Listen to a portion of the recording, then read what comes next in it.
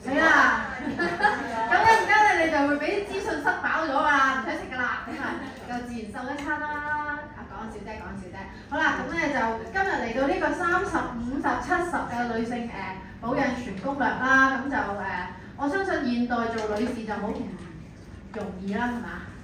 要做好好多個角色㗎嘛。咁我哋有陣時咧都會忽略咗自己嘅健康啦。咁不過原來喺日常生活裏邊有好多小貼士咧，你做咗已經可以令到我哋健康多咗好多㗎。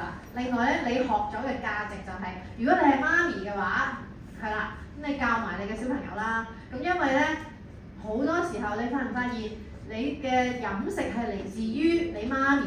我又見好多家庭咧就係，我唔係幾食牛㗎，或者我唔食羊㗎，我哋少食海鮮㗎。點解嘅？媽咪唔煮咁樣啦，譬如係咁。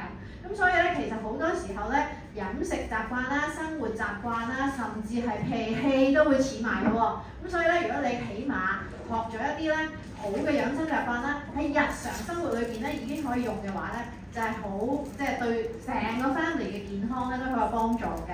咁我介紹自己先啦，我係 Elsa 啦，係隻資深嘅養生教練啦。咁啊，代謝體型管理師，大家唔係好知係咩啊嘛？咁其實咧就關於我哋嘅新陳代謝嘅。咁其實當我哋做好呢方面嘅管理咧，你就會一路都 keep 得到㗎啦。咁我用咗呢一個方法咧，已經超過10年以上啦。一陣間你會睇到我由3字頭變4字頭變5字嘅嗰個變化嘅，係啦。咁咧不過咧而家就唔講咁多住，因為我一陣間咧會負責50嗰個部分嘅。而家我哋先請30先。咁30咧就係 Dr. Noel 啦。咁咧我諗大家睇 poster 嘅宣傳都知啦，係咪啊？咁佢咧就係中大嘅醫學博士啦。咁咧佢亦都係有讀咧嗰個分子學啦等等嘅，係啦。咁咧就不如我哋用掌聲歡迎啊 Noel。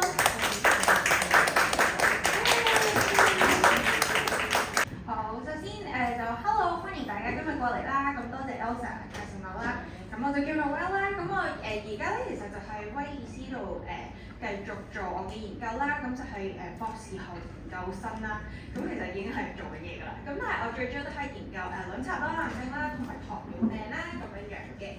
咁其實咧個 topic 我自己都覺得好特別啦，因為我哋有3個嘉賓咧嚟到去分享每一個年齡層咧，其實做女士係需要點樣保健。因為我覺得做女士真係一啲都唔簡單，唔同年齡層你 go through 緊唔同嘢，就算30歲，其實呢個位置都好多人都即係可能經歷緊唔同嘢，有啲可能生小朋友啦，有啲想懷孕啦，或者有啲係懷完孕啦，又或者咧有啲人咧係喺工作上面衝刺緊，又面對好多壓力，咁所以其實都真係涵括咗好多唔同嘅層面啦。咁但係咧都係我哋由基礎講起先。咁首先第一樣嘢咧就係、其實好多人咧都對於新陳代謝呢4個字咧都可能仲係識啲唔識啲咁樣嘅。咁所以我哋今日咧都會再重新去講解一次其實新陳代謝係啲乜嘢嘢嚟嘅咧，同埋係咪如果新陳代謝慢就即係代表一定會好肥。咁同埋咧都而家越嚟越多人講就係代謝症候群啦，即係英文叫做 metabolic syndrome 啦。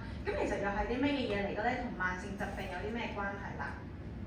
咁首先咧 metabolism 嘅意思咧就係中文係新陳代謝啦。咁其實咧佢係講解緊咧我哋身體嘅一啲嘅化學反應嚟嘅喎。咁而呢個係必須要嘅嚟到去維持我哋嘅生命啦。咁首先咧其實你見到咧我哋個 metabolism 當中咧有分開個 catabolism 啦同埋 anabolism 啦。cata 咧我以前讀大屙咧就好似吸嘢咁樣，將啲大嘅分子慢慢吸到細分子俾我哋身體先至可以吸收得到。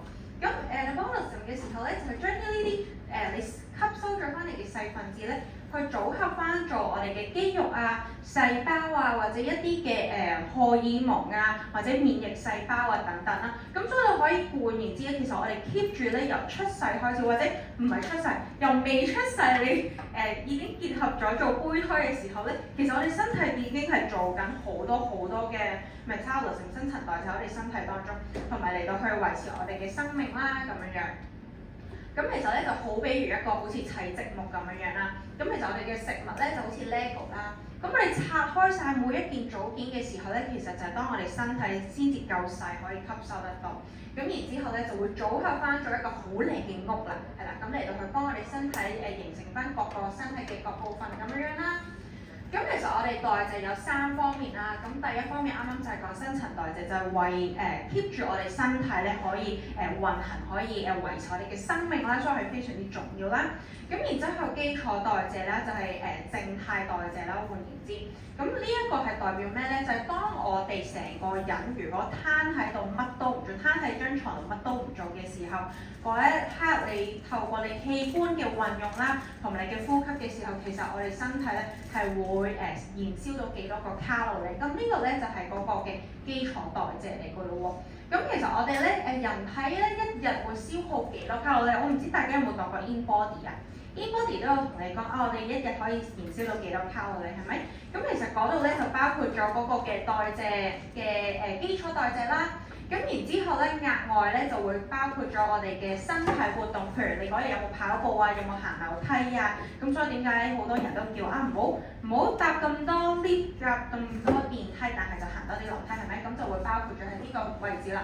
咁然之後消化咧，就當我哋食嘢嘅時候咧，其實我哋消化系統要做嘅要做佢嘅工作嘅時候咧，其實都會消化咗，起碼佔我哋日常嘅熱量消耗成10% 嘅喎。咁其實咧，我哋成日都話咩叫代謝高、代謝低咧？其實代謝高嘅人咧，某程度上佢個肌肉比例會相對地比較高，而代謝低嘅人咧，你見佢嘅肌肉量咧會比較低一啲嘅。咁好似就係啱啱所講啦，佢嗰個攤喺度攤屍一日嘅時候，你會消耗幾多卡路里？消耗幾多卡路里咧？其實就係透過你本身嘅肌肉有幾多為例。咁所以點解咧？如果一個人佢嗰個嘅新陳代謝快，即係 that means 就係佢個肌肉量比較高嘅時候咧，咁佢咧就係嗰個吸取嘢食啊、消化嘢食啊，然之後吸取咗佢呢啲營養嚟到去轉化做能量，或者製造唔同各個器官嘅能力咧係比較高。咁而佢就唔會有過多嘅熱量咧嚟到去做脂肪咁樣。咁所以你見代謝高嘅人咧，佢本身咧就係利用呢啲嘅食物利用得非常之快。咁所以咧佢就會相對地咧就冇咁容易咧儲存咗多餘嘅脂肪喺身體，即係我哋所謂嘅咁容易肥啦咁樣咯。咁所以咧其實建立肌肉呢一 part 咧係喺你30歲打後咧係一個非常非常重要嘅環節嚟。咁而如果你代謝低嘅時候咧，你肌肉量低之餘，同埋你脂肪咁高，其實都會影響好多嘅慢性疾病咯。咁好多人都話啊，咁其實我哋嘅新陳代謝有啲人會會逐漸變慢，其實係因為啲咩原因咧？其實好多時候就係可能你嘅壓力大啦。荷爾蒙會有變化啦，其實令到當你壓力大、做嘢大嘅時候咧，你身體嘅都會釋放好多嘅一個叫做皮質醇啦。咁皮質醇嘅時候，其實就會令到我哋咧就會係特別肚餓，想食勁多嘢。咁所以咧，通常咧讀緊書啊或者壓力比較大嘅時候就好 craving， 即係成日都想即係 snack 啊，食好多唔同雜嘅嘢啊。咁其實都係因為我哋嘅皮質醇作怪啦。咁而皮質醇咧亦都會令到我哋個胰島素做嘢會冇咁有效率，咁所以咧都會將我哋嗰個嘅葡萄糖代謝咧會差啲，令到嗰個嘅血糖咧就相對嚟高一啲嘅時候，都會令到我哋個新陳代謝會差咗啦。咁另外一方面咧就係營養唔均衡啦，呢一個咧都即係比較即係好笑一啲啦，即係其實我哋而家係日常生活食好多嘢㗎嘛，係咪？但係其實我哋側重咗揀咗好多其實一啲高卡路里啦，同埋唔係咁健康或者係過於精製嘅嘢食嚟去食，其實令到我哋咧都特別營養不衡啊咁樣。咁我隔離同事係一個營養師啦，咁我哋琴日先喺度討論緊，原來食白麵包係非常之差。我唔知而家仲有冇好多朋友就係朝早仲仍然係食緊一塊白麵包，尤其是如果你食咗好多年嘅時候咧，其實白麵包係一個非常之差嘅嘢啦，無論係你嗰個嘅三脂甘油酸啦會特別差啦，同埋另一樣嘢你嗰個嘅壞嘅膽固醇都會特別差。咁所以咧，即係尤其是你以為好健康每一朝早食一塊白麵包好少啫，但係其實已經係令到我哋即係營養好唔均衡，而令到我哋好多嘅新陳代謝嘅問題都會即係會出現咁樣。咁然後啦，我哋而家通常都係坐多過喐動啦，係咪啊？咁所以其實我哋運動量咁少嘅時候咧，我哋個肌肉量都會減少咗好多，令到我哋嗰個嘅基礎代謝從而都會變慢咗。咁所以如果係咁咧，就係我哋食嘢又食好多，運動又好少，咁就會好容易積聚脂肪啦。咁同埋瞓覺唔足夠嘅時候咧，其實都會令到我哋嗰個胰島素個敏鋭度減低啦，令到我哋個血糖調節都會比較差一啲。咁同埋一啲嘅瘦素啦，即係一啲會令到我哋身體會瘦嘅一啲嘅荷爾蒙，其實都會減少咗。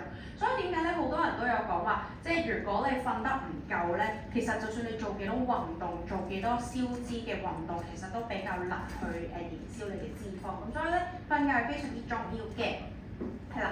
咁呢一個研究咧，其實係啱啱2021年先出嘅啫。咁咧就係咧，好多人都有講，年紀大啦，我新陳代謝慢好正常啊，我肥都好正常啊。咁呢個研究咧就正同大家講，呢個係一個藉口嚟嘅。其實咧佢咧就係講咗啲乜嘢嘢咧？就係呢個研究咧就發現原來我20歲去到60歲嘅時候咧，我嘅代謝率黃色嗰條線咧，你見咧佢係平衡，即係佢係平咗落嚟嘅。即係代表佢其實係冇跌過，但係點解我哋覺得我哋個新陳代謝係慢咗咧？正就係我啱啱講嘅嘢咧，就係壓力大啦，我哋飲食唔均衡啦，運動又少咗啦，咁然之後睡眠又不足，即係好多呢啲我哋現代人嘅一啲生活習慣咧，某程度上促使咗我哋嗰個嘅基礎代謝其實係降低咗，而唔係因為你個歲數本身咯。咁所以下次如果有人同你講我老啦，年紀大啦，所以新陳代謝會慢，所以我會肥咯。呢個係一個藉口嚟嘅，可以同佢講翻，係啦。咁所以咧，點解就係我哋好多時候真係要注重翻做運動啦，飲食方面要健康翻啦，呢啲係真係冇得即係偷雞嘅咯，係啦。咁好啦，啱啱講到啦，咁如果我代謝唔好，其實會有啲咩問題咧？即係好多小病啊、亞健康狀態啊，好容易肥啊，好容易想瞓覺啊，咁同埋你啲指甲啊、頭髮都好容易甩啦，咁手腳冰冷啦，等等呢啲其實你見全部都係一啲嘅亞健康狀態，所以你可以即係可想而知，其實香港有好多人咧都係處於一個代謝不良嘅一個狀態。咁好啦，一個嘅代謝綜合症啦，我哋英文叫呢個嘅 metabolic syndrome 嘅時候咧，其實我哋喺醫院有啲乜嘢嘅cut off，即係有啲咩嘅指標你可以睇咧，就係呢一度啦。咁首先就係你有中央肥胖啦，咁男士同女士都有唔同嘅 cut off 啦。咁而家其實比較少咧，即係可能以前都仲會講緊 BMI， 但係其實我哋而家醫院裏面咧都比較多講係腰圍，因為如果你中央肥胖先至係最令到你會有好多呢啲代謝問題嘅事情。咁但係 BMI 因為佢牽涉到你嗰個嘅體重啦同埋高度啦，咁其實呢一啲咧，如果你一個建議做 body build 嗰啲好大隻嗰啲倒三角形嗰啲男士，其實佢 BMI 都會超標㗎，因為佢好重，但係佢個重咧係因為嚟自於佢嘅肌肉量，係啦，咁所以而家都越嚟越少人去即係咁注重 BMI， 反而腰圍係一個非常之好嘅指標嚟嘅。咁血壓飆高啦，跟住空腹血糖啊、三脂甘油酸啦，同埋呢一個嘅呢一個高密度嘅膽固醇啦，咁呢啲如果你係有中咗3項或以上，其實你已經係有一個嘅代謝綜合症喺度㗎啦。咁代謝綜合症會衍生啲咩問題咧？包括咗就高血壓啊、高血脂啊、高血糖啊、脂肪肝啊、心血管疾病啊、胰島素抗阻啦，咁等等呢啲咧，其實都係一啲非常慢性嘅疾病。而你見其實好多人而家喺醫院度覆診啦，即係尤其是我哋個 department 咧，其實好多時候都係圍繞住呢啲問題，而好多時候你一有咧，你就要食一世藥。咁所以有陣時我都會即係思考翻人生，就係究竟你想健康地老去，定係 keep 住去醫院覆診長期食藥地老去咯。咁所以點解健康係真係好緊要，係啦。咁呢一個就係大家要留意嘅一個即係好多長期嘅病患啦。咁亦都有啲人都會覺得其實我又唔好介意自己肥啊，肥嘟嘟幾可愛啊，或者另外一半唔係好介意自己肥啦咁樣。咁同埋平時我哋去做身體檢查，啲嘢又冇超標喎，啲嘢又好靚仔喎。咁其實肥係咪就冇問題咧？不過呢個我都想再 highlight，即係好多時候咧，我之前我老豆成日都同我講，我空腹血糖冇事啊咁樣啦。跟住有一次咧，我醫院咧有嗰啲，即係我哋 department 其實做好多臨床實驗啦，咁其實都會邀請好多人士嚟到去做一啲血糖嘅監測咁樣啦。咁我有一次咧就叫我老豆，喂，不如你過去 check 啦，反正都唔使錢咁樣啦。咁咧佢做嗰個咧就係飲糖水測試，有幾多人有做過飲糖水測試啊？OK，通常有3個小朋友都會有做過咧，又或者你係做一啲篩查有冇即係可能代謝問題啊，都會有飲過糖水啦。咁其實飲糖水測試咧就係即係 standardize 咗係一個75g 嘅糖水啦。飲完之後咧，可能唔同嘅 time point 會再抽多一次血係啦，嚟到去睇下你身體嗰個胰島素，幫你去撳低個血糖嘅能力有幾高。咁我咧老豆一 check 嘅時候咧，就發覺原來佢有呢個嘅糖尿病前期咁樣，咁所以咧就推翻咗佢一開波成日都同我講，我空腹冇事啊，咁即係冇問題啦。但係所以咧就係我想 point out 一樣嘢就係，你平時測檢嗰啲咧全部都係空腹血糖嘛，所以咧其實空腹血糖係唔準嘅。而好多亞洲人士咧出問題咧就係佢飲完糖水第2個鐘頭之後抽嘅嗰一個時間個血糖咧就係有問題咯。咁所以點解係其實我相信係好普遍咧，應該係好多人都係未篩查出嚟嘅前期糖尿啦，或者糖尿病病人咁樣咯。咁所以就要留意翻啦。啱啱講錯咗。咁好啦，啱啱都有講咧話如果我唔肥，我亦都唔介意，咁係咪即係唔使理咧？咁其實咧，首先一樣嘢咧就係有陣時有啲人覺得，唔係有啲人咧，你見佢好肥咧，其實係佢個內臟脂肪其實係超晒標。咁你見到啦，其實我哋脂肪因為有分2部分啦，一部分就我哋而家皮下嘅脂肪啦。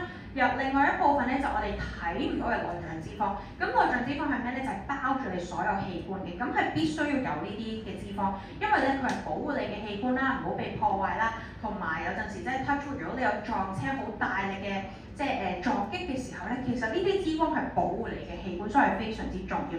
但係個唔好處係咩咧？內臟脂肪其實會分泌好多有害嘅一啲發炎因子，其實令到你成個身體係長期處於發炎嘅狀態。咁如果你成個身體長期處於發炎嘅狀態，即係代表啲咩咧？即係代表你嘅cancer 嘅風險係非常極度之高啦。咁同埋另外咧就係一啲嘅長期病患啦，啱啱講咩糖尿啊、心血管疾病，呢啲風險都係非常之高。咁所以呢啲嘅肥胖咧，你可能未必真係咁覺眼見得到，但係如果你見到另外一半有大肚腩，或者見到自己個肚腩都開始越嚟越大，其實呢啲已經係一個警號。所以唔好話我大肚腩，我着衫唔靚唔緊要，我唔介意。但係其實咧，你呢啲已經係一個嘅你身體話俾你知嘅警號，係你需要去即係留意同埋真係要去要去糾正咯。咁好啦，點樣可以其實減少內臟脂肪啦？包括咗咧就係即係唔好食啲咁高 GI 即係咁高升糖嘅嘢食啦。咁同埋仲有就係食多啲原形食物啦，原形食物大家都知咩啦，係咪啊？即係唔好食牛丸，寧願你食塊牛扒咁樣咯。咁同埋就係食啲唔好食白色嘅嘢啦，食啲啡色嘅嘢啦。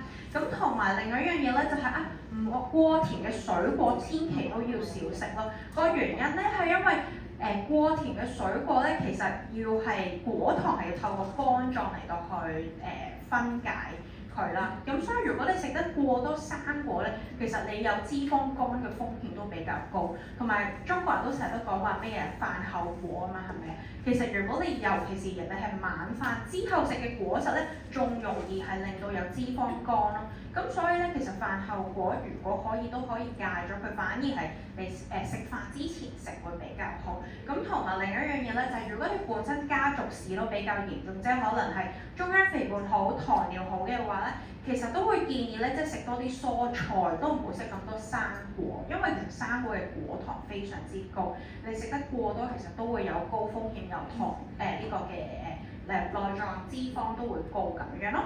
係啦，同埋一啲嘅飲糖有好高糖分嘅飲料啊，呢啲都要少啲啦。咁同埋一啲嘅人造糖都要少食一啲咯。係啦。好，咁呢一個咧，我今日咧都想特別講就係妊娠糖尿咧。咁30幾歲嘅女士咧，通常都開始即係 plan 緊想有懷孕啦。咁其實咧越嚟越高風險嘅其實妊娠糖尿。咁大家知唔知咩係妊娠糖尿啊？係啦，就係咧，當你好多時候咧，而家你係 around 24至36週嘅女士，如果你懷孕嘅時候咧，通常醫生都會叫你去做個飲糖水測試嘅，係啦，咁做個篩查啦，咁跟住就睇下你嗰個嘅糖尿會唔會高。如果你嗰一刻嘅糖尿高，即係代表你有呢一個叫妊娠糖尿咧。咁好多時候咧，啲人都話咁我而家妊娠糖尿唔緊要啦，我而家呢一刻高，我生咗之後我再注意翻健康啦，咁就 OK 啦。咁其實唔係㗎，咁其實點解我話個影響好深遠，係因為會影響埋下一代，咁所以呢個要留意咯。咁呢一個研究咧，正就係我哋 department 即係我教授咧嚟到去負責嘅。咁佢當時候咧，其實就係搜集咗咧，即係有成200多位咧嘅女士啦。咁就係當佢喺嗰段時間懷孕緊，而係有妊娠糖尿，而佢生咗出嚟嘅下一代，即係佢嘅仔女咧，嚟到去睇下佢如果媽媽有妊娠糖尿生嘅小朋友咧，佢嘅風險或者佢將來一啲嘅代謝問題會唔會出現啦？咁而佢哋發覺咧，原來佢哋8歲呢啲小朋友喺佢8歲嘅時候咧，已經有一個嘅異常高嘅血脂啦，同埋比較高嘅血壓。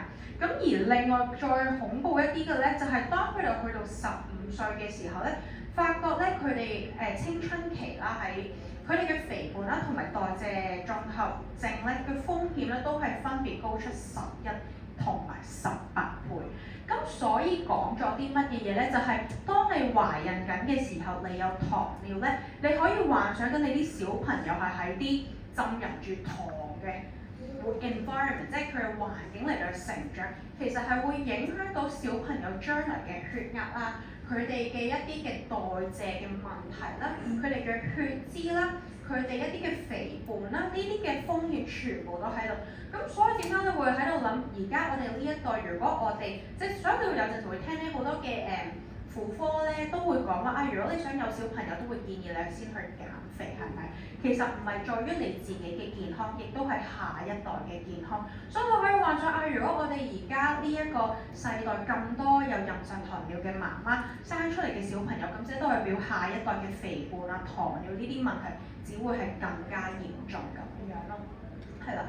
咁有啲乜嘢嘅高危人士係會有妊娠糖尿啦？包括咗就係高齡嘅產婦啦，35歲或以上啦。你本身個女性比較肥胖啦，咁所以都會好極力建議，如果你係30幾歲而係懷孕嘅女士咧，都真係努力啲減肥啦，為咗自己，為咗下一代嘅。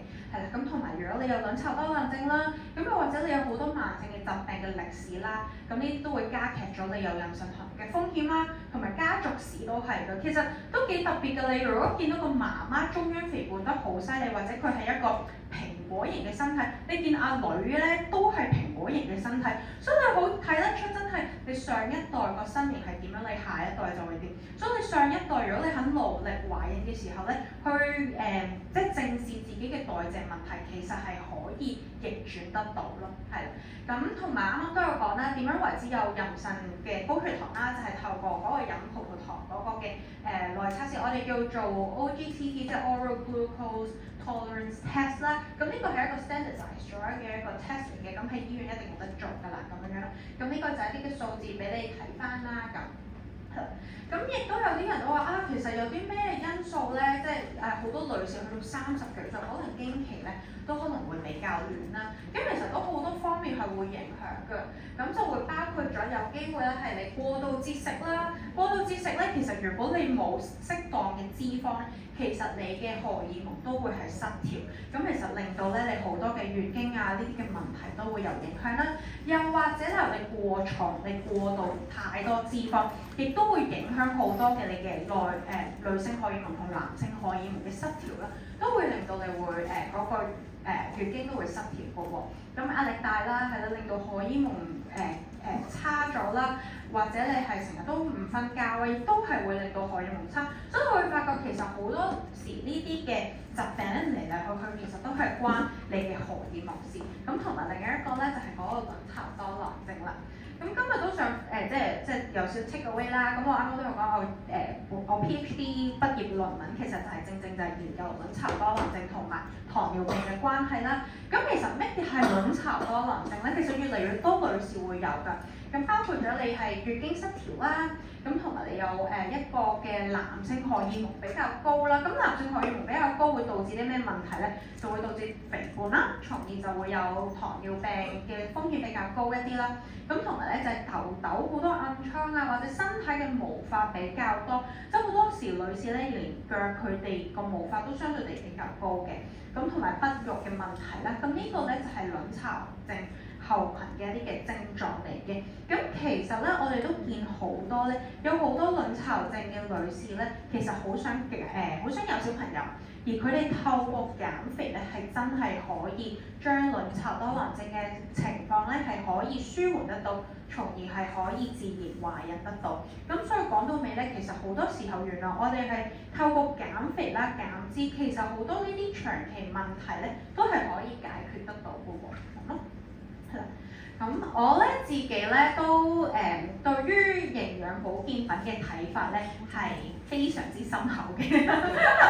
咁我自己咧，即係我成日都覺得好多人都仲同我講，唔使咯，食多啲菜都得啦，食多啲生果都得啦，唔使食營養保健品啦，呢啲即係化學物質咁樣樣。咁但係我都想講，其實如果咧我哋係生於可能70年前咧，我都話係可以嘅。但係當而家呢一個世代嘅時候，即係我哋人口又咁膨脹啦，咁好多食物都係加速收成嘅時候，其實佢當中嘅營養啦，同埋佢哋當中嘅礦物質啊等等呢啲嘢都大大流失晒。咁所以咧，其實而家呢一刻好多外國嘅一啲嘅研究咧，其實都有講其實食營養保健品係必須要嘅。咁同埋我即係去過好多卵巢多囊症嘅國際嘅研討會，其實而家好多嘅研究咧都係講緊如果我攞呢啲嘅營養補充劑，會唔會可以即係改善到卵巢多囊症嘅問題？所以其實而家科學家咧係好 open mind 去睇營養保健品呢一樣嘅嘢咯，係啦。咁而我自己咧其實都食幾多營養保健品啊，講真講句係啦。咁呢一個咧就係Dr. Nourishers 呢個係 Elsa 加嘅，我最初冇咁樣寫嘅係啦。咁但係咧呢個都係我自己即係好 highly recommend 啦。係啦，即係菜咁好係啦，咁我自己好中意 U-Span。咁我應該上個 talk 都有分享過啦。我其實自己上一年咧就經歷咗玫瑰痤瘡同埋濕疹啊，咁其實都經歷咗差唔多大半年。咁我而家好翻好多，其實都真係U-Span 啦，同埋魚油都真係幫助我好多手。咁尤其是 U-Span，因為佢真係攞咗唔同國家嘅一啲嘅超級高效嘅抗氧化物擺入去。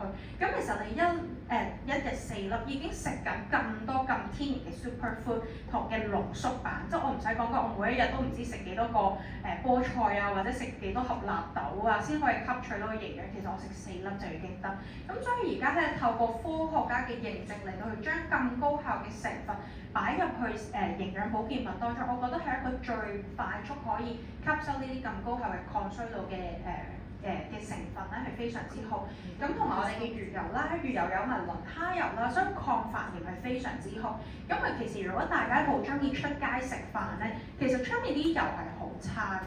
咁所以咧，其實我哋要補充翻一啲靚嘅魚油咧，你先令到我哋身體唔係一個發炎嘅狀態。因為其實我哋每一日出街食飯都係食緊一啲好高令到我哋身體發炎嘅嘢。我啱啱講白麵包就已經係啦。咁其實你 keep 住你身體都喺浸入住一啲發炎嘅因子，你可想而知你啲即係長期病患啊，或者一啲嘅癌症嘅機會其實係真係大咗好多咯。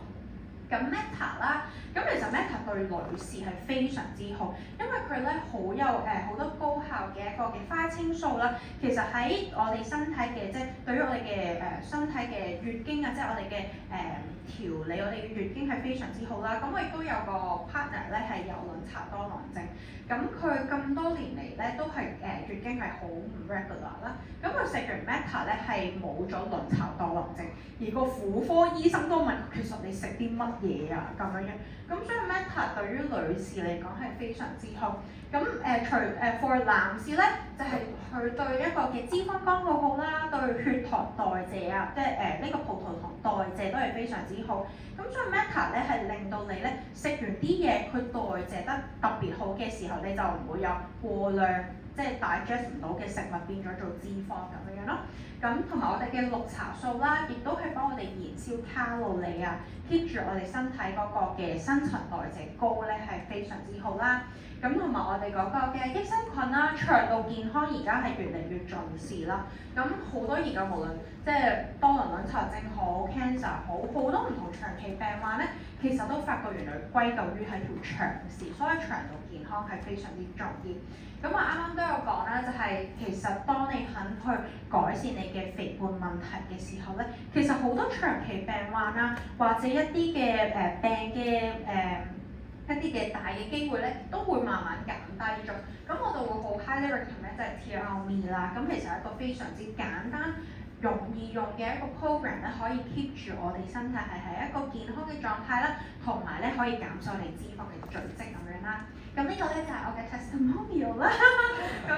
咁左邊嗰個咧，其實我嗰陣時係 Covid 完啦，去咗美國就係因為 Covid 所以留咗喺美國多2個星期啦。然之後美國嘅嘢非常開心啦，係咪食好多 popcorn 啊，食好多即係 cinnamon roll 啊呢啲精製食物啦，就食到我 daily 呢個狀態啦咁樣。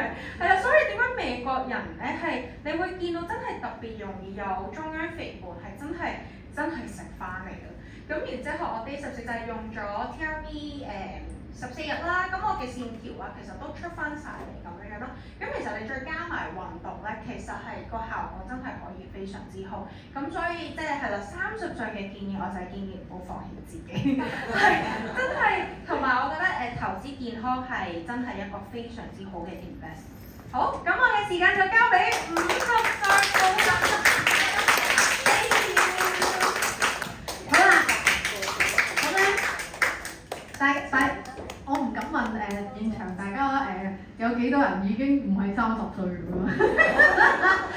我唔敢問啊。好 ，anyways， 咁咧就唔再介紹啦。咁我頭先話我係經歷咗一個飲食啦，跟住係身體嘅點講咧 transformation 係啦，就已經超過10年以上㗎啦。咁咧就不如俾大家睇下。咁嗰個咧就係2011。好富貴後面啊！其實係輕過而家嘅個體重，嗰陣時係輕過而家嘅。咁當然塊面係有滿滿嘅骨膠原，但係都相當之咁水腫嘅。咁個身就又唔可以話係肥嘅，但係就唔係咁收得乾個水。因為我係由細到大咧好注重健康。咩好注重健康咧？有冇人好似我咁15歲開始養生㗎？15歲咧，我就已經開始咧唔飲汽水㗎啦，我就已經係下午茶可能會食生果或者係食少少 nuts， 咁咧就但係我食好多嘢㗎喎，我係食1.5碟飯㗎，我 lunch time 即係喺學校嘅時候，15歲仲讀緊中學㗎嘛，係咪？我係食好多嘢嘅，係啦，咁就我媽咪形容我係食肉獸嘅，佢留飯俾我咧唔係用一般嘅碗嘅，佢係用嗰啲你哋即總之咁大個湯碗㗎咯，咁就係會流到滿晒咁樣嘅。咁但係咧，其實我最肥咧就係去到 Form 2啦，121磅。咁咧以前係好傻㗎，我覺得我就可以重過邊個，我就覺得自己好勁咁樣。但係後來發現原來重過咪即係肥咪唔靚咯。咁好啦，Form 3突然之間咧開始貪靚喎咁樣。咁我點 keep fit 咧？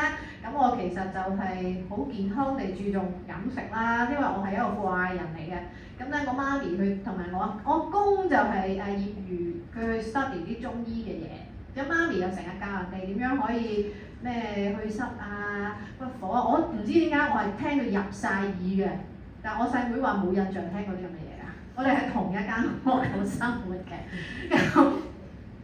咁我咧就係用一個啱嘅飲食方法，我係從來冇試過節食嘅，因為節食實在係好恐怖。我細個咧，我記得我細妹咧就係節食啲錢攞嚟買 Sportset 或者 M 得㗎，大家喺嗰個年代就會笑啦嚇。咁但係咧，我係咧啲錢全部攞嚟做咩咧？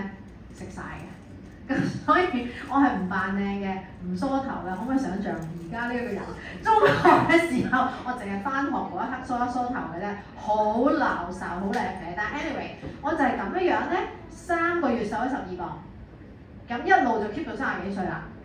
咁但係後來就會發現咧，就會有少少水腫啦，因為年紀開始大啦，咁啊新陳代謝開始慢啦。咁不過我都比一般人好嘅。頭先如果你聽阿 Doctor Noel 講咧，佢哋嘅 BMR 咧係好重要嘅，係咩咧？肌肉啊嘛。咁我肌肉率係好，即係喺一路以嚟都係 keep 得幾高下嘅。點解要講50咧？就係40歲開始咧，你嘅肌肉咧就會斷崖式咁樣下滑。包括骨膠原都係斷崖式咁樣下滑嘅，咁但係咧可幸咧就係我跟咗呢一個飲食方法咧，係啦，咁其實即係我以前從小嘅飲食方法 modify 少少，咁咧就可以 keep 到18年，呢個就已經係4字啦。跟住呢個咧就係而家啦，好，咁咧就有幸啦，公司就係出一個即係體型管理應該話體型管理嘅產品啦，咁我全香港頭30個可以試啦。咁公司咧好嚴㗎喎，一定要你擺咩 pose，一定要俾佢打晒啲好勁嘅光嚟到影，即係影就驚死唔影到你好肥咁樣啦。咁呢個你見到上身咧其實都瘦嘅，但係就真係因為更年期啲荷爾蒙咧，下半身就開始脹啦，係啦。好容易就係水腫啦、腰骨痛啦咁樣樣，咁再加上我本身有腰椎側彎啦，咁但係呢度咧就係14天，呢度咧就上公司俾公司影嘅，係啦，呢個就14天嘅時候係出翻啲肌肉嚟啊，係啦，咁呢度咧就係啱啱舊年去海灘，今年未到，係啦，咁所以係 keep 到嘅。好，大家如果已經踏入咗40歲啦，其實你已經喺更年期嘅前期啦，係啦，你想唔想都好，已經喺更年期嘅前期啦。咁呢個時候咧，其實咧你嘅黃體或者叫黃體酮啦，係一個荷爾蒙嚟嘅。咁呢個黃體素咧就會下降啦，咁咧就係比較難去生小朋友啦，或者有部分人咧已經發現你嘅月經流量會少咗啦，日數會短咗啦。會開始有呢啲情況啦，或者你 M 襟嘅時候咧，會有少少似你青春期嘅嗰陣時嗰啲狀況會出咗嚟嘅，人人都唔同，係啦，或者係特別攰啊，或者有部分人咧已經開始咧情緒唔係好穩定啊，開始猛整啊，係啦，咁咧呢個就係更年期嘅過渡期啦，咁呢個咧就係其實就係打從咧40歲一路到50幾歲，咁咧一個一般女士咧就會喺51歲左右就停經嘅，係啦，咁就視乎你生咗幾多個小朋友啦，因為你每生一次，你 delay 咗幾耐啊？個 M 喺中間10個月，就係10個月啦，係啦，咁如果你生咗4個咧，就 delay 咗40個月啦。咁如果你仲想即係如果你想即係 prolong 得耐啲，你又仲生到嘅，咁咪快啲生啦，係嘛？咁可以 prolong 得耐啲啦，咁樣樣。咁另一個咁點解我要 prolong 耐啲嘅？即係我要延長耐啲嘅。青春係。仲有雌激素，其實我一陣間會話俾大家聽咧，你到80歲都仲有嗰啲雌激素嘅，唔使擔心嘅。不過係一到停經嘅時候，大家估下少咗幾多？咁又未有咁殘忍，係啦，一半。係會冇咗50% 嘅雌激素嘅，係啦。咁但係咧，黃體素我嚟俾我哋生 BB 用㗎嘛，係咪就係冇晒咧？唔係，不過佢係冇咗70至90%。咁由於我一陣間講荷爾蒙先講啦，我太心急啦嚇。anyways，咁呢個過程裏邊咧，我哋可能由平時28天到30天一次嘅 M 襟啦，我哋就會延長到40到50日，甚至幾個月先嚟一次啦，或者半年，突然之間以為佢停啦，又翻嚟咁樣樣嘅一個過程嘅，係啦。咁當然呢個過程咧，同埋真係更年期咗咧，係有一啲唔同嘅症狀嘅。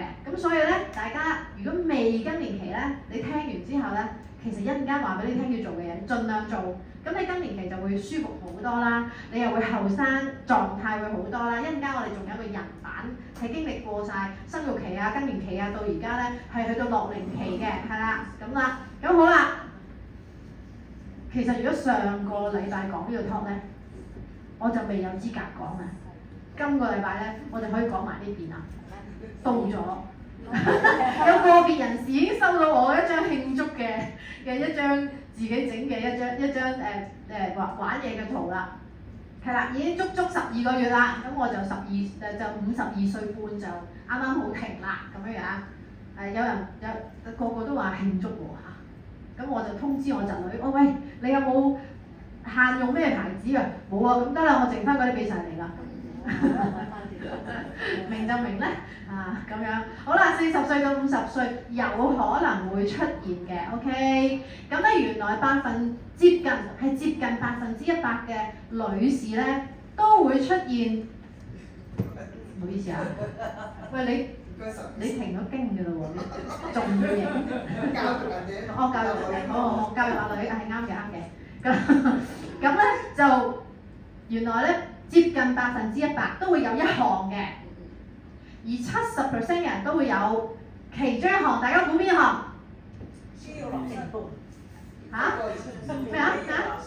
肥胖，皮膚乾燥唔係，呢個係計埋啲外國人㗎。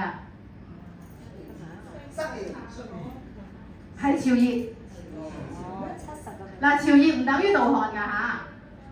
係啦，我都有潮熱嘅，不過我有個即係產品幫咗我好多，我一陣間會同大家分享下。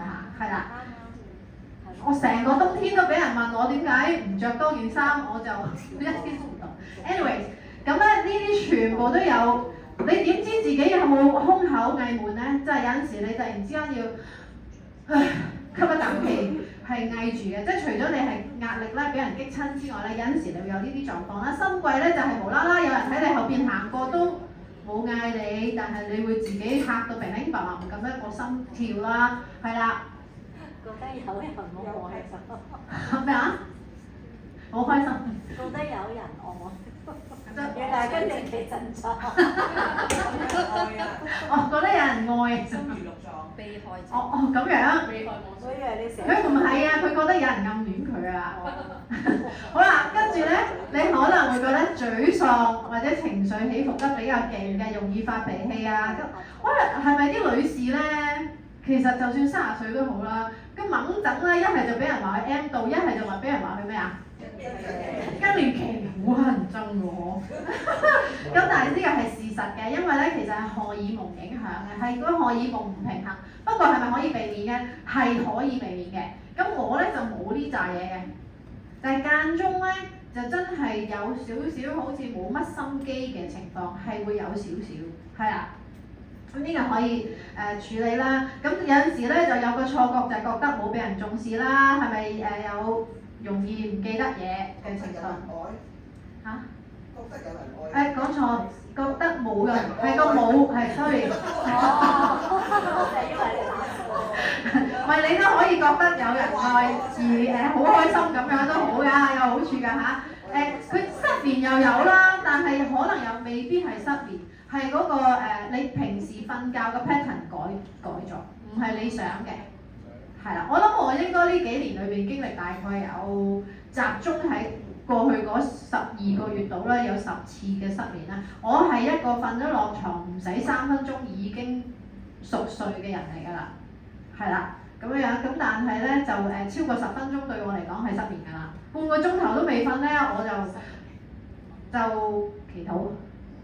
但係跟住10分鐘我一定瞓得着嘅，好容易覺得攰啦，腰酸背痛啊，肥胖啦。咁肥胖一陣間會專登講啦。嗱，呢兩個係孖公仔嚟嘅。頭先咧Noel 係咪講咗咧？肌肉係好緊要嘅。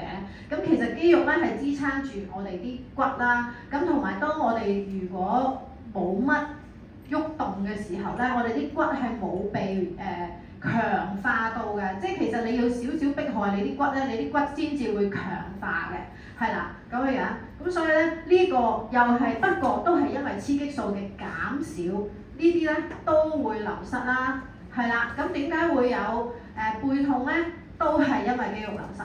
跟住點解會有關節痛咧？因為發炎。點解？因為荷爾蒙而令到你發緊炎，呢啲慢性發炎咧就會有關節痛嘅情況啦。咁皮膚乾啦，增加皺紋啦，咁點解咧？頭先我話咧有兩樣嘢係斷崖式下滑㗎嘛，一個係肌肉啦，另一個咧骨膠原啦，係咪？咁你朝頭早未上妝之前，你就好感受得到啦。咁係喺性交嘅時候會痛啦，或者係因為佢乾啦。另一個咧就係性慾嘅下降啦。不過唔係淨係女士嘅，男士都會嘅。咁咧想提高翻咧係有個方法嘅喎，男士係除咗之外咧減肥，真㗎，係 research 講㗎。我講嗰啲嘢全部唔係靠經驗，係要睇好多 research， 要睇好多 research 㗎，大佬。好啦，跟住咧有尿頻嘅情況啦，咁所以咧大家更加要即係做一啲針對尿道嘅運動啦，同埋飲水啦，咁容易感染咧就係因為有陣時係乾或者係個 pH 嘅問題啦，係啦，潮熱同盜汗啦，咁通常咧如果你真係有埋盜汗咧，個身體個狀況個質素就比較差啲，即係夜晚黑突然之間成身濕晒，係由底濕到上面，跟住起身換衫，但係你係咪真係好熱咧？你可能熱一刻嘅啫喎。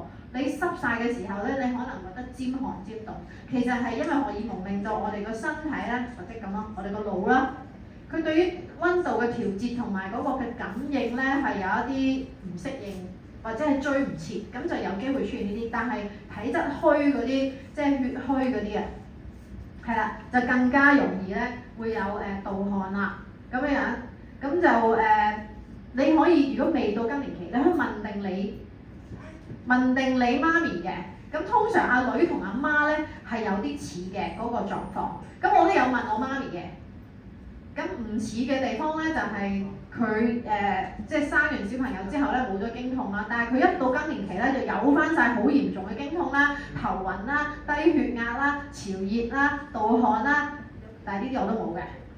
咁所以其實肌肉對大家好重要啦，飲食對大家好重要啦。咁一陣間我都會講下啲 supplement 添嘅。咁頭痛啊、眼乾，好多人係眼乾㗎。我身邊超級多人係眼乾，因為原來咧，當年紀一路大嘅時候咧，我哋個淚水裏邊咧，原來除咗水分之外，仲有油分㗎。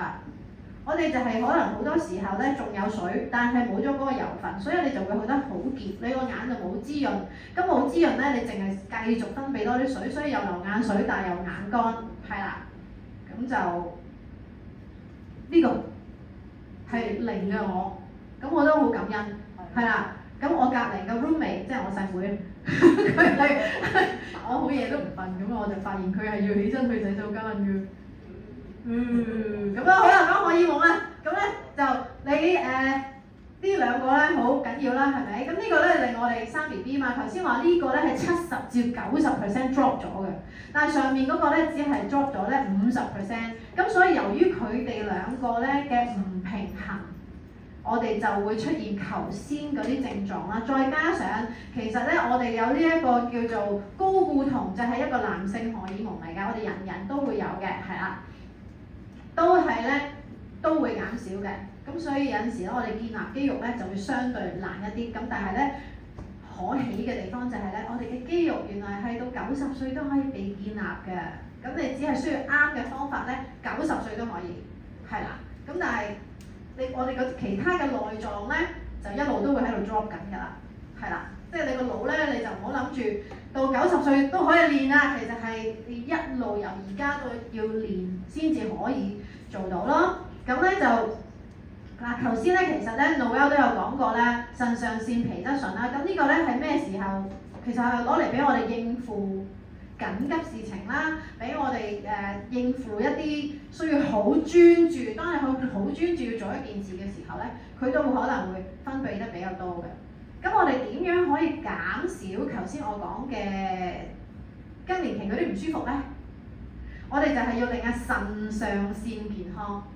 咁如果你壓力大啦，好夜瞓啦，咁成日啲情緒都好波動咧，咁其實咧腎上腺咧為咗要保護你咧，佢係會分泌更多腎上腺素㗎喎。其實佢諗住你要生存啊嘛，佢覺得你而家有危險啊嘛。係啦，咁佢就分泌更多，咁同埋咧，因為夜瞓咧，咁佢就更加唔健康啦。佢會分泌更多皮質醇，大家知唔知你分泌咗出嚟會令到我哋做咩咧？脂肪集中儲喺個肚度，所以咧點解咧係壓力大嘅人咧，佢係容易有成條車胎。咁啊可能佢成日坐啫咁樣，其實都唔係嘅。係啦，咁但係當然你有咗條車胎之後咧，唔好嘅地方就係頭先阿 Noel 都有講啦，內臟脂肪。內臟脂肪咧喺佢細 size 嘅時候咧，其實咧佢會分泌一種荷爾蒙叫支聯素。費事寫太多咧，令到大家好驚嘅。咁嗰個支聯素咧係會幫我哋平衡血糖啦、血壓啦、血脂啦等等嘅，亦都令到你瘦啲嘅。咁但係咧，當我哋食嘢食得唔啱，尤其是頭先講嗰啲白色嘅嘢，白糖、白麵包，所有啲精製嘅嘢或者炸，係將澱粉攞去炸，咁你就裏邊會有好多三酸甘油脂啦，咁就會令到個內臟脂肪就更加膨脹啦。喺呢個時候咧，嗰頭先我講嘅好正嘅支聯素咧，佢就分泌越嚟越少啦。佢會分泌咩咧？好多炎症因子喺我哋嘅身體度。咁炎症因子就隨住血管去到你全身任何地方，咁所以咧點解會老咗血管會越嚟越硬咧？如果飲食唔好，血管又會越嚟越硬咧，因為血管係一個發炎嘅狀態，啲炎症因子根本就係從你個血管度流去全身噶嘛，係啦，就係咁樣啦。咁所以咧，我哋需要減壓啦，需要瞓得好啲啦。咁一陣間有方法話俾大家聽點樣可以瞓得好啲嘅。係啦，咁咧你就可以令到阿皮質醇咧，佢可以分翻啲精力去分泌雌激素。大家好想要嘅雌激素咧，其實當我哋個卵巢咧個分泌咧已經 drop 咗50% 以上嘅時候咧，我哋身體有個 Plan B 嘅 ，Plan B 就係腎上腺。腎上腺咧，就喺我哋嘅腎臟上邊有一嚿細細嘅半月形嘅東西，咁佢就會分泌㗎。咁但係如果佢忙住去做其他嘢咧，又或者你食咗超級多嘅精製食物，而家其實咧精製食物已經有兩種㗎咯喎，有一種叫做 processed food， 有一個叫做 ultra processed food。咁咩係 ultra processed food 咧？即係話白糖已經係 processed food 精製食物，白麵粉精製食物嘅精製材料，佢哋做成嘅麵包就係 ultra processed food， 因為佢哋係用精製嘅嘢做成一個超級精製嘅嘢，係啦。咁呢啲其實就會有令我哋發炎啦，令我哋儲好多嘅脂肪啦。另一樣嘢咧，大家好重視嘅線粒體。我哋身體咧即係人體咧食完嘢之後，最後消化晒咧，會產生好多能量叫 ATP 噶嘛。但係呢啲超級食物咧，原來咧我哋身體好勁嘅。當你食咗啲好嘅食物落去，未使用住咧，佢就會將佢轉成另一個方擺咗喺身體度先嘅。當你一要用嘅時候咧，佢就會將佢又攞翻出嚟轉翻做 ATP， 你就即刻有活力可以用啦。不過你係食垃圾食物或者食精製，尤其是糖，係啦，甚至果糖都係，佢咧係會變咗做 ATP 之後再轉另一個方。轉唔翻做 ATP， 所以咧佢嗰啲係你白儲咗入去身體咧，最慘係你話，喂，咁我攞翻嚟用咪得咯？佢轉唔翻，係啦，咁所以點解要食原狀嘅食物咧？原狀嘅食物儲完之後轉得翻嘅，你唔用住係轉得翻，但係另一種係你唔用住係轉唔翻。咁如果係儲蓄定期係冇問題嘅，但係佢係唔係儲蓄定期？佢係債券嚟嘅，係啦，咁所以咧呢個好重要啦。另一個就係胰島素啦。咁咧胰島素又同阿 cortisol 係好有關嘅。咁當咧腎上腺皮質醇分泌好多嘅時候咧，咁胰島素嘅抗阻咧係會更加嚴重嘅。咁原來咧我哋女士咧喺更年期之前，你食嗰一塊曲奇餅，同喺40歲打後食同一塊曲奇餅，或者50歲打後食同一塊曲奇餅，你身體嘅胰島素上升咧，原來可以爭 double 㗎。即係話我哋嘅胰島素敏感度係低。咁你話你即係想講咩啊？你講人話，好，我講人話。人話就係、當你食咗呢一個即係呢塊曲奇入到去身體嘅時候，其實你之前咧個胰島素係升得慢一啲嘅，冇咁快嘅。而家係升得快好多，咁又升得快好多有咩所謂啊？其實都最終都係分泌咁多出嚟㗎。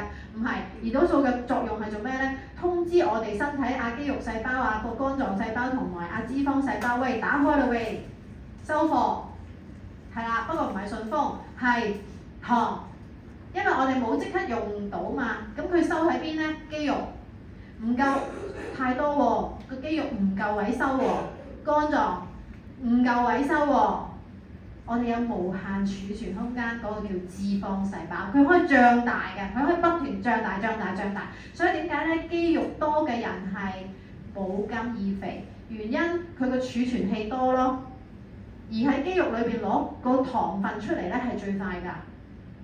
咁所以咧，你要用翻咧就喺嗰度攞出嚟咯。但係你全部儲咗喺脂肪細胞咧，佢要攞翻出嚟，其實我哋嘅身體頭先講嘅新陳代謝，佢要做翻好多樣嘢先攞翻出嚟用㗎。佢一定第一時間唔會揀呢度，佢第一時間揀咗個肌肉先，應該揀咗肝臟先，跟住揀肌肉咯。咁所以增加肌肉咧，就令到你嗰個胰島素抗阻係冇咁嚴重，亦都儲少咗好多嘅脂肪啦。就係咁啦。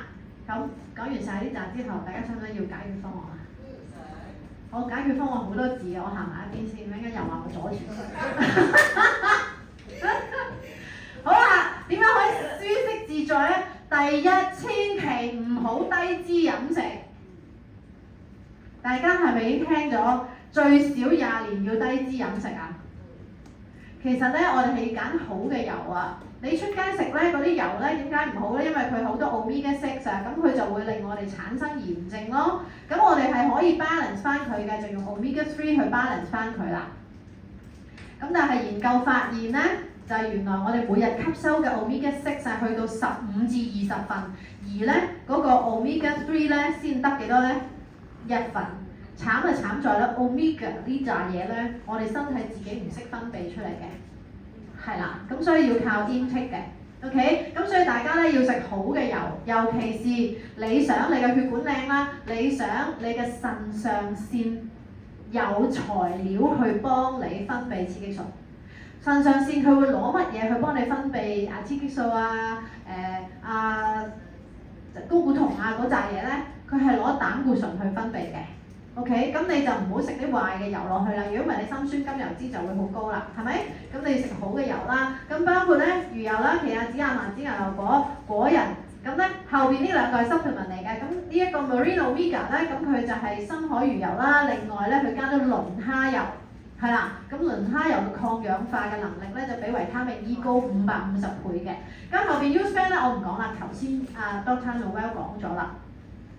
果仁大家係可以食㗎，不過大家一定要控制咯，即係你唔係不停咁當零食食咯，係啦。咁我就一日食10粒嘅啫，我就停手㗎啦。咁有方法嘅，你倒出嚟就食晒嗰度就食晒啦。你揸住成包係停唔到手㗎嘛，或者揸住一盒，係咪？好多人牛頭啦、薯片都一樣啦。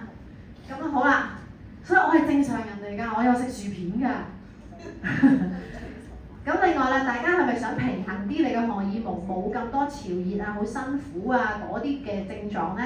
深綠色蔬菜，尤其是係十字花科嘅蔬菜同埋海帶咧係好好嘅。不過如果你體質好虛寒嘅，咁你食咗海帶咧，你又食翻啲薑去平一平衡佢，和一和佢咯，得唔得啊？就係咁啦。呢個係可以幫我哋平衡嗰個荷爾蒙嘅，咁樣。另外啦，咁咧就係多種維他命同營養素啦，咁你要小心選擇，要好均衡啦，係啦。咁其實咧你係好難咧每餐就數自己維他命 A to Z V 集，你每餐一日3餐就喺度數，即係咧有部分人計卡路里我都已經覺得匪夷所思㗎啦。咁如果你每日仲要咁樣數咧，係好艱難嘅。咁當然有一啲 supplement 可以幫到手啦，咁一陣間先再講啦。好啦，第二樣嘢就係蛋白質，我哋嘅肌肉流失係咪？咁咧阿 Noel 佢哋咁後生嘅時候咧，佢哋食嘅蛋白質咧可以少過我哋。你又翻轉頭，你年紀越大食嘅蛋白質要越多，知唔知點解啊？吸收係啊，你越有一部分咧根本唔吸收㗎，冇咗。另外咧就係其實我哋我哋嗰個無論骨質同肌肉嘅流失都多過啲後生㗎嘛。所以你要補翻咯，所以你食咗落去咧，其實咧有數可以計嘅，有幾多其實幫你維持，你仲想增加肌肉，你要食多幾多，其實係有數得計嘅。咁我媽咪就係啲即係呢方面好有 sense 嘅人嚟㗎，佢自動幫自己加咗蛋白質。係啦咁樣樣。所以佢同我阿姨咧係 identical twins 嚟㗎，同卵雙生，即係一模一樣基因，佢個樣都係一模一樣㗎。即係一模一樣到好嚴重地，佢出 lift 我個同學，唔係我個朋友就同我媽咪講 Auntie 咁樣，咁佢識㗎嘛，梗係嗨咁樣講完啦。轉頭入到去大廈嗰度，點解又 Auntie 嘅咁樣？但係佢唔睬佢喎，因為我阿姨係唔識佢，咁樣佢哋係似到咁嘅。咁我阿姨身體就唔 OK 咯，佢啲食嘢嘅 pattern 好差嘅，係啦。咁我媽咪就乖啦，養生 OK 咁。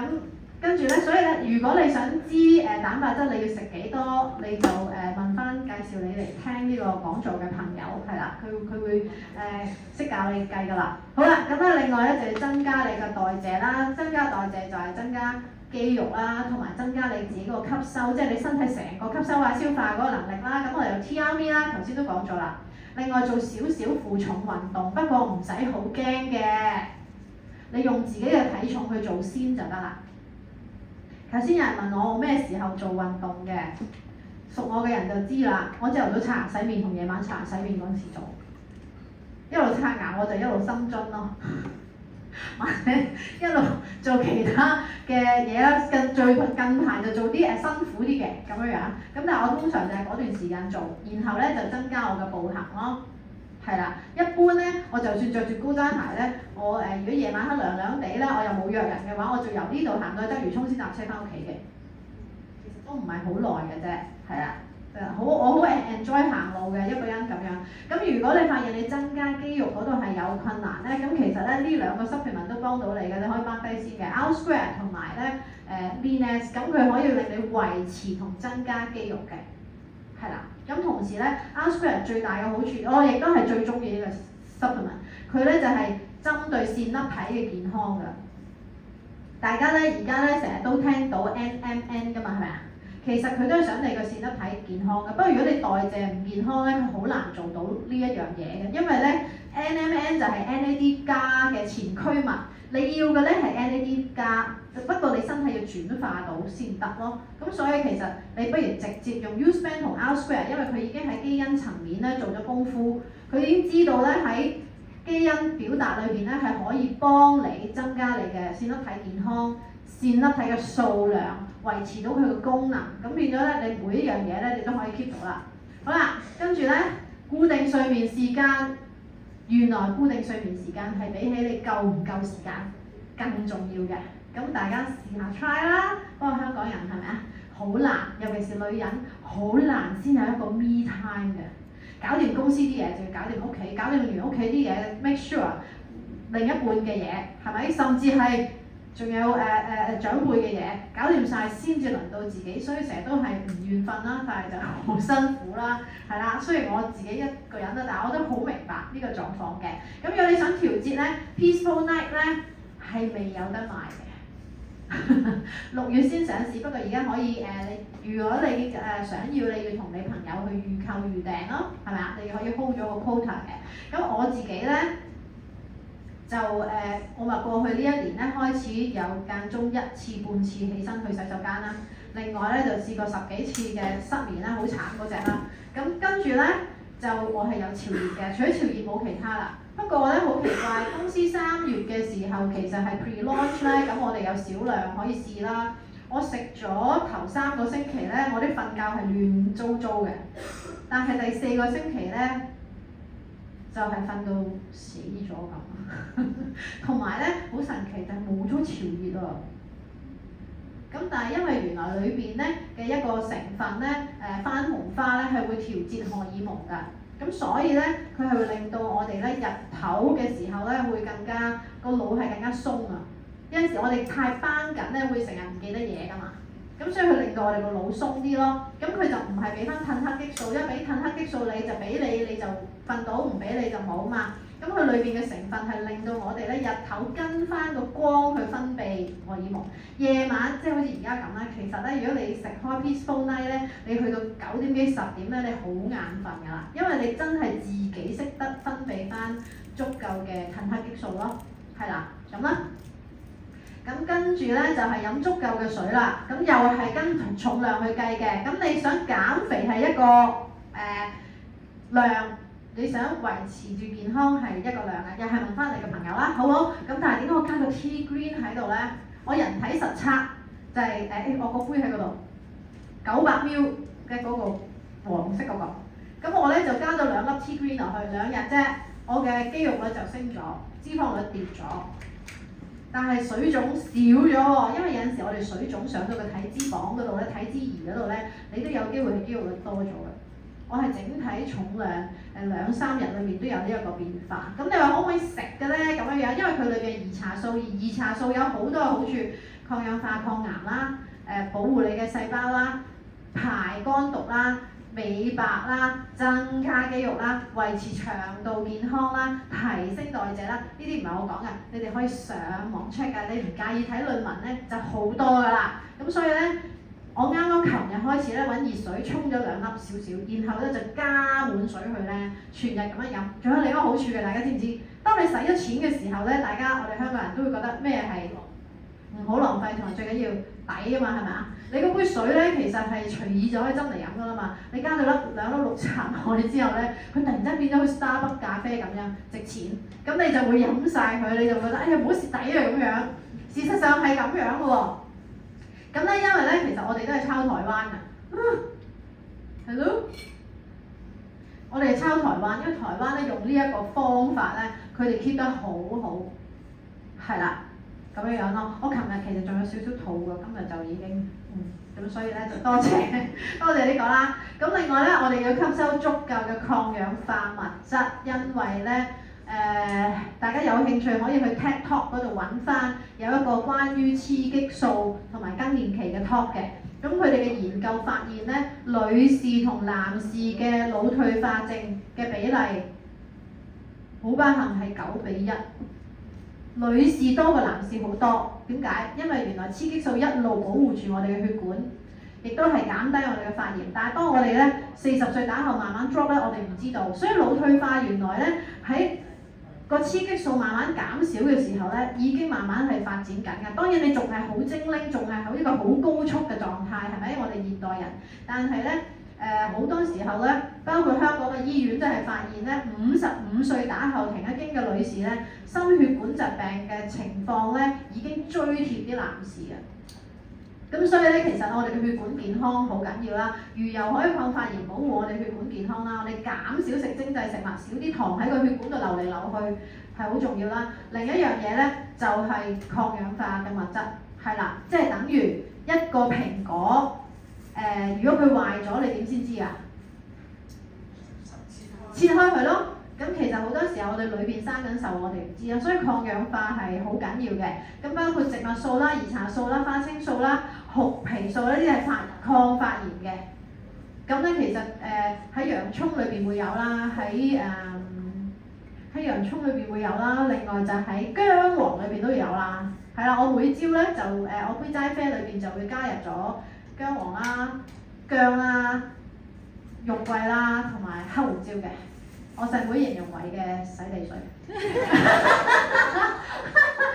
咁我有陣時都會喺度飲嘅，跟住啲人咦咁樣，就其實係抗氧化啦、抗發炎啦咁樣樣，亦都可以消脂啦、美白啦咁。但呢啲係好平啊，係咪？咁啊唔係supplement啊。不過大部分人都覺得咁我寧願食丸仔啦咁樣樣。咁所以咧你可以揀 Lipad 啦或者 Usefan。咁咧超級抗氧化食物咧，百利露醇咧喺 Lipad 裏面都已經有啦 ，Usefan 都有。腸道健康啦，如果你發現你減嚟減去都減唔到肥，又或者去到咁上下年紀，我食唔到咁多嘢啦，我冇便秘，不過我真係食唔到咁多嘢啦，我消化差咗啦。咁除咗你真係要加肌肉之外咧，你就要搞好腸道健康，因為腸道唔健康原來直接同好難加肌肉有關嘅，呢個又係有 research 嘅 back up 嘅，係因為我之前要教代謝體型管理師認證班，即係我要教一班教練，咁所以我就睇咗好多呢啲嘅 research。咁原來咧呢個都有關，所以如果你 keep fit 嘅過程裏邊，你消化又差，好容易有胃氣脹，你又減唔到肥，咁你先搞好條腸先。咁其實好多時候咧，搞好條腸之後咧，你已經係開始見到效果啦。係啦，咁咧另外咧就呢啲唔好話我成日講產品啦，其實咧除咗產品之外，我要講好多。你要食適量嘅水果啦，豐富嘅蔬菜啦。咁如果好多屋企人咧，好多屋企都有姐姐㗎啦。咁我咧就喺我閨蜜屋企咧就教識佢姐姐咧成個飲食方法嘅。咁佢姐姐咧真係每日就係咁樣煮，其實煮俾佢食咯。咁其實係可以做到呢樣嘢嘅。咁我哋都要保持情緒好啦，係咪？情緒係直接影響荷爾蒙嘅，係直接，亦都影響埋咧。大家冇諗過？係我哋腸道裏邊嘅細菌嘅，我哋腸道裏邊嘅細菌咧唔平衡嘅話咧，即係好同壞都有。唔平衡嘅話咧，我哋就會出好多問題咯。咁所以咧，活在當下靜觀啦，咁你可以靜坐啦，做瑜伽啦。咁 Peaceful Night 同埋 Snack Weed 都幫到你，因為裏邊嘅番紅花咧係會令你有一種放鬆同愉悅嘅感覺嘅。但係放心，你唔係食完之後 natural high 嘅，唔係個個好似我咁嘅。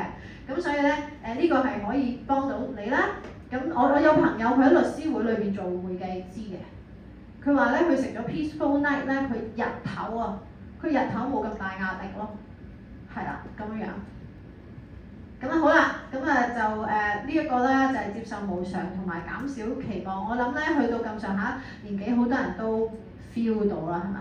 咁嗰個期望咧就要如實咯，唔係冇期望嘅，係啦。我哋積極咁生活，但係咧就唔好咁着意，一定要控制個結果啦咁樣樣。咁但係我以前啊唔慶祝生日嘅，不過我去到某個歲數，我覺得咧大家一齊慶祝生日啊、慶祝聖誕啊、慶祝新年咧，原來好有意義㗎。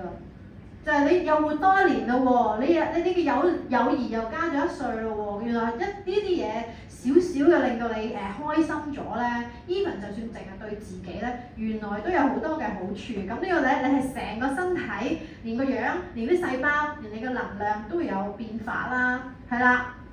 咁啊，好好愛自己啦，咁啊保持社交啦。大家知唔知咧？原來 Covid 嗰3年因為 lockdown 咧，外國做咗個 research 咧。喺外國啊嚇，腦退化症嘅 case 係激增。咁原來我哋係冇社交嘅話咧，其實係好大影響嘅咯。咁所以咧，我哋保持社交啦。咁點解我擺啲 SPA 喺度咧？就係都扮靚下自己咯，唔好忽略咗自己咯。係啦，係咩嚟嘅？你想試咧就問翻你朋友啦。咁跟住咧，淋巴嘅健康好緊要，係啦。咁因為咧，我哋成日都話通淋巴，以為係瘦嘅啫嘛。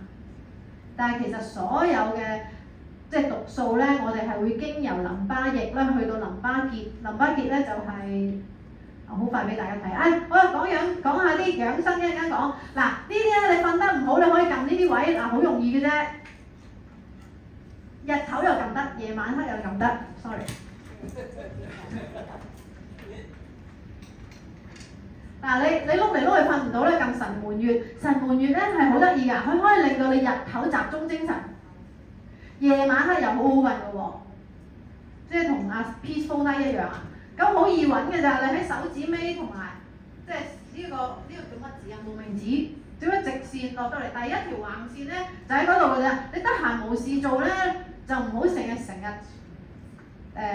睇手機咯。咁你話忍唔住都好，咁你辦人生大事嗰陣時，你放低佢一陣，攞嚟撳佢啦，係啦。咁呢個就有好大嘅就有好大嘅好處啊。好啦，另外女人要抗衰老啦，平衡你嘅月經。如果你懷孕就唔好撳呢個穴位。如果你而家懷有身孕，你唔可以撳呢個穴位。但係除此之外咧，係任何年齡你想抗衰老，我乜都唔記得神門穴，唔記得內關穴，唔記得風池穴，唔記得乜都唔記得，記住呢個穴位啦。抗衰老同靚都係呢個穴位，你而家可以試下揾唔揾得翻隻腳眼，揾得翻隻腳眼就揾到㗎啦。點解冇人問我左邊定右邊嘅？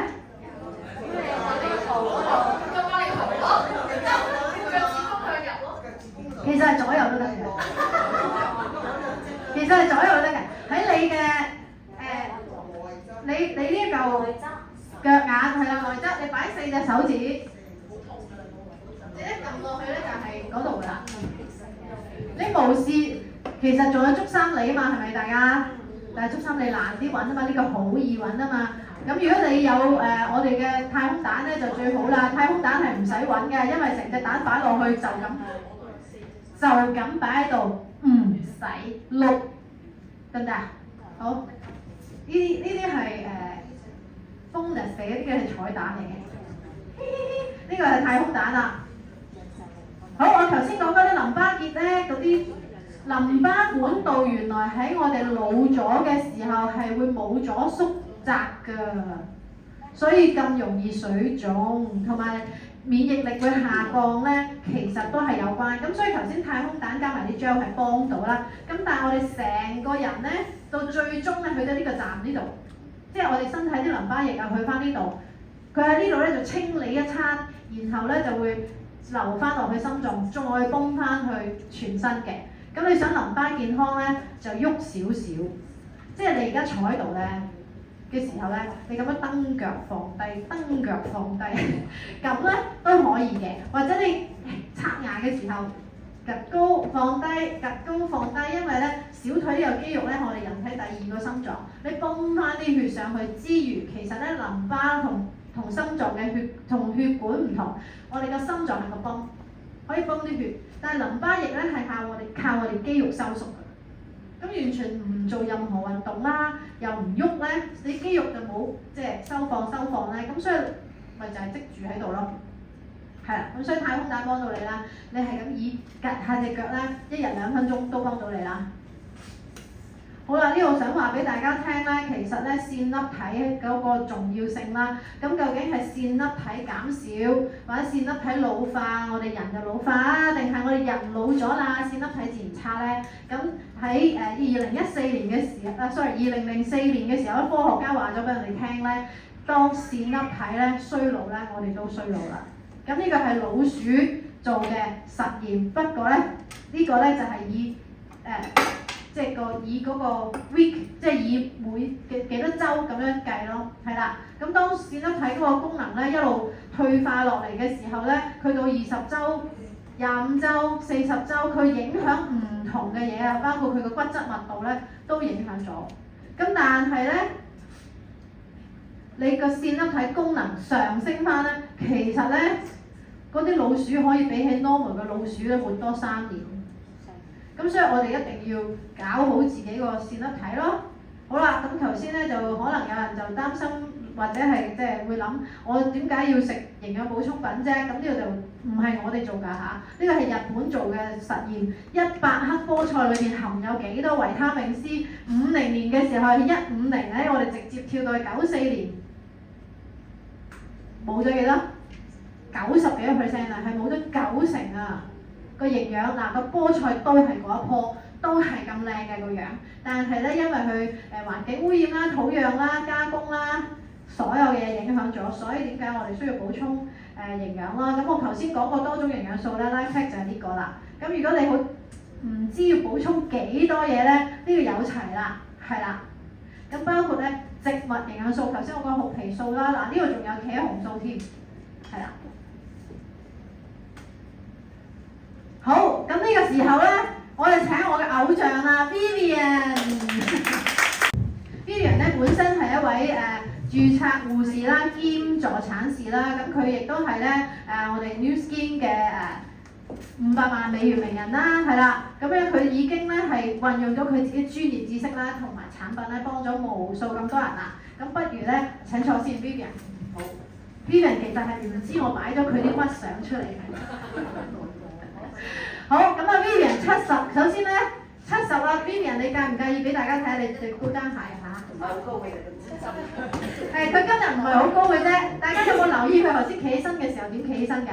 直接企起身，我又清楚，係直接企起身㗎嘛，係咪啊？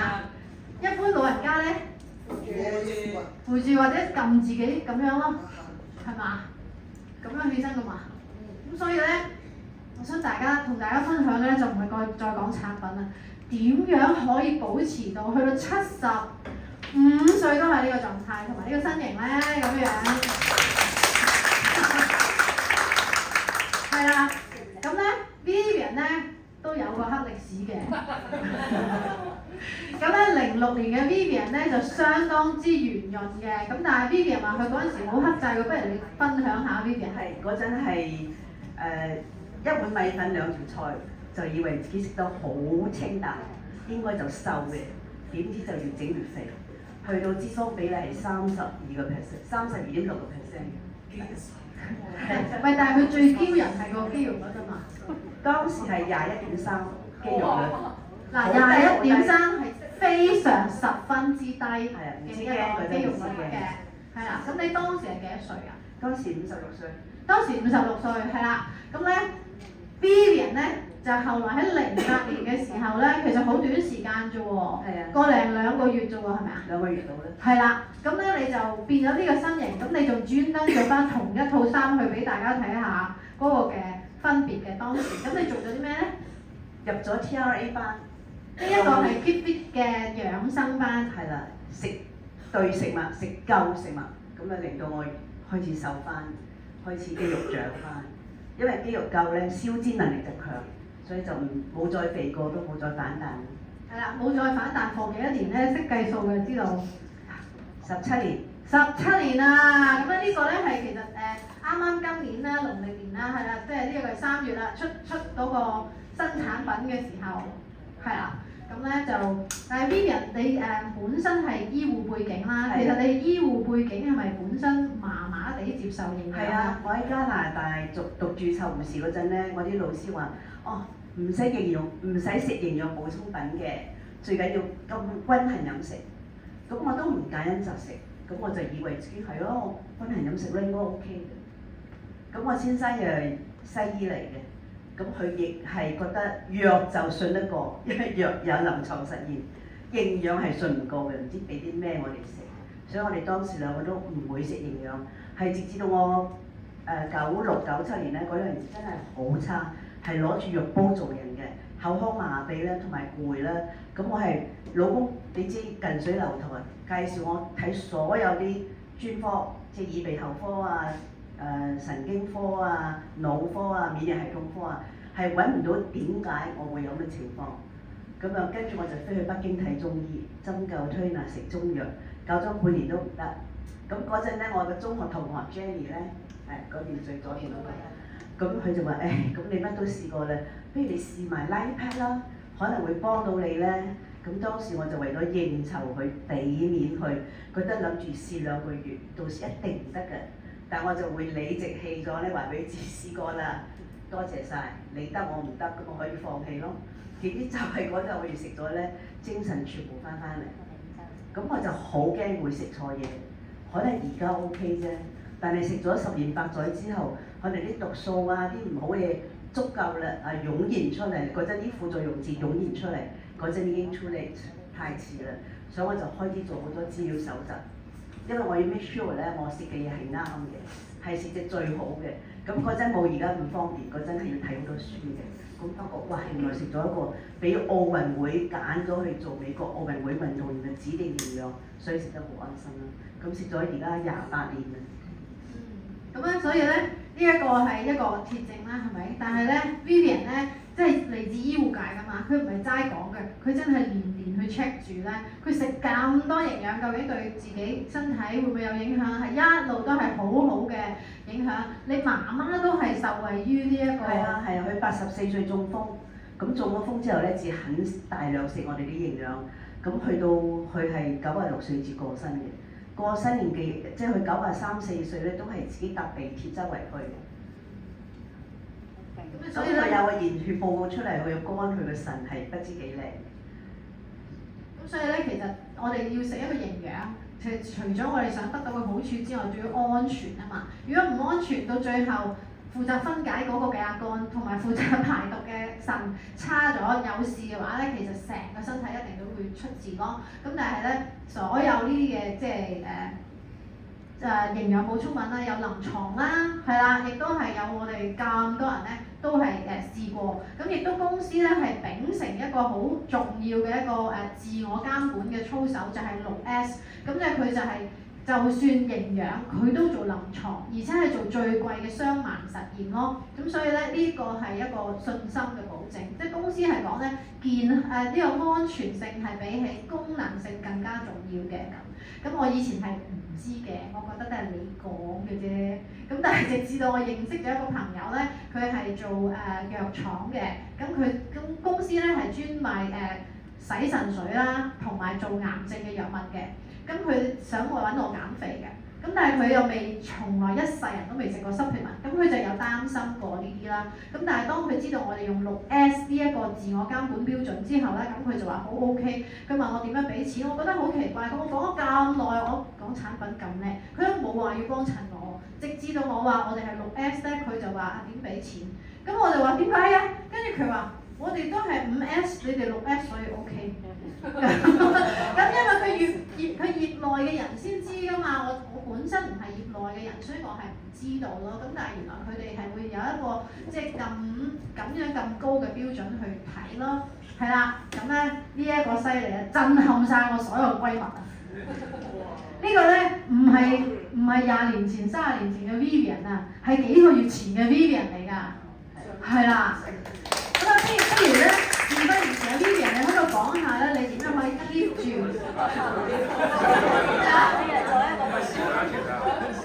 咩啊？聽唔到，大家試翻。事不宜遲，咪試翻一次咯。張群，好可惜，係啊！如果唔係可以同大家一齊做嘅。但 anyways， 大家想唔想知啊 Vivian 咧，其實呢20幾年咧，即係佢由攞住藥膏做人到而家個狀態咁好咧，佢今日對高踭鞋矮咗啦，平時3寸高踭鞋咧，坐嗰啲腍直直嘅 sofa 一嘢就起身㗎啦，係啦。咁佢仲係自己揸車周圍去啊咁樣啦。咁啊，不如 Vivian 你講下俾我哋聽，你係點樣養生嘅咧？哦，咁我除咗食營養之外咧，其實運動好重要嘅。咁呢個運動咧，其實好多年前我覺得，即係覺得仲後生啲咧，我覺得唔係咁重要啫。嗱，我冇運動咧，我覺得幾好啊，我食夠營養啊嘛。咁但係真係運動都非常重要嘅。睡眠唔好瞓太夜，真係唔好瞓太夜。12點鐘應該係11點鐘之前㗎嘛，係咪？因為肝膽相照，肝11點鐘至1點鐘排毒，唔係。肝就係1點至3點，膽就11點至1點，咁所以肝膽相照，最好就10點鐘之前咧就瞓到覺啦。咁香港人覺得係天方夜譚，如果你叫唔早瞓係咪？咁起碼唔好超過1點鐘啦。我覺得呢個好緊要嘅。咁運動方面咧，我就係未夠1年前，9個月前我就開始學瑜伽，係網上課程嚟嘅，係5行經絡瑜伽。咁我覺得佢好幫到我咯。咁我仲去做行山咧，每個星期日，每個星期4咧就去馬會揾個教練咧，就幫我鍛鍊肌肉啦。因為肌肉夠咧，你至老咗之後唔會容易跌倒啊。因為跌倒之後你瞓床咧就容易引起肺炎，好多時係咁過世嘅嗰啲老人家，就唔係因為骨斷啊。咁呢個就好緊要嘅。咁當然心態要好好啦。咁對住 News 啲人咧，永遠都係好正面積極嘅。因為大家都好志同道合咧，大家講啲嘢就好啱聽咯。咁翻到嚟咧，就係一個好快樂、好愉快嘅心境嚟嘅。即係你見翻啲同行啊，自己即係大家嘅 language，即係你 speak the same thing 就好開心、好開心嘅咯。咁所以呢幾樣嘢都係令到我哋可以後生嘅一個證據咯。咁當然食營養嗰度係最緊要嘅。咁我而家一日咧夾埋應該係有100。即係你計埋，即係一條 collagen 咧都係1咧，咁我就應該有100嘅啦。即係食咁多嘅。咁係啦。咁點解會可以咁多咧？你食咩咧？除咗jungle毛我冇食之外咧jungle毛係親兒童營養素。係啦，咁其他差唔多食晒嘅。咁有啲係大量啲嘅份量咯，好似 U-Stand 咁，你應該係食早2粒，晚2粒啊嘛。咁我自己係我食早8粒，晚8粒，食咗2020年開始到而家咧，食咗5年係咁多份量嘅。咁唔係建議你哋要食咁多啊，因為我自己老咗之後咧，我試過因為姿勢唔好咧，係引致到呢度啲肌肉痛嘅。咁做 SPA 就可以舒緩到，但係唔根治。咁我聽翻我哋嘅大腸線 Pamela 一個科學家講㗎，佢因為跌親啲肌肉痛咧，佢就收尾食到8粒 U-Stand 咧，係解決咗呢個問題嘅。咁我咪試下咯，哇！果然2個星期度咧8粒，咁我就已經冇晒嗰啲問題啦。咁但係應該照你就可以去翻2粒啊咁咧。點解我會停留喺8粒咧？就係食咗嗰啲份量之後咧，係喺邊一方面都覺得係好嘅人，記憶又好啲啦，狀況又好啲啦。個見到你都問你點解好似做好一啲咁嘅？咁因為咁嘅原因咧，我就冇減低翻啦。頭先 Vivian 講阿 Pamela 咧就係即係佢未發展呢個生意之前咧 Pamela 係GSK 藥廠裏邊嘅一個科學家嚟嘅，咁而家都係同我哋一齊發展呢個生意嘅。係啊。咁樣，咁所以咧，其實係因人而異嘅，同埋因年齡而異嘅。咁但係你感受咗個好處之後咧，就會唔同。咁我記得咧，我上個星期咧就係 YouTube， 即係我係唔睇電視啦，唔知娛樂界發生咩事啦。我屋企連天線都冇，但我就不停咧就好中意學習。咁我就睇咗一條片咧，就係台灣嘅功能性呢個醫生咧，佢係講緊咧，而家世界建議食嘅 Omega 3咧係大低於我哋人體需要㗎。即係我第一次聽醫生講喎。另一個咧就係更年期嘅醫生喺台灣係有更年期係一個專科嚟嘅。咁樣佢就話咧，女士咧吸收嗰個 Omega 3咧係大即係甚至係世衞建議，佢話都係太低嘅，係一個西醫一個功能性嘅醫學嘅專家，咁佢都係咁講，佢話因為我哋身體每日發生緊太多嘅炎症啦，我哋亦都控制唔到我哋喺現代嘅飲食。我哋又會有壓力啦，因為其實佢 suggest 你嗰啲咧係當你係一個非常健康、冇抗藥、冇氧化、咩都冇嘅情況底下嘅人去食嗰個。但係如果你有壓力啦、有炎症啦、你肥胖啦、已經有長期疾病啦，其實係唔止食嗰個。咁呢個就係嗰兩個醫生或者Vivian 所講嘅。咁我自己咧最近咧差唔多。其實我都唔知道係會上個禮拜被宣佈啦，係咪？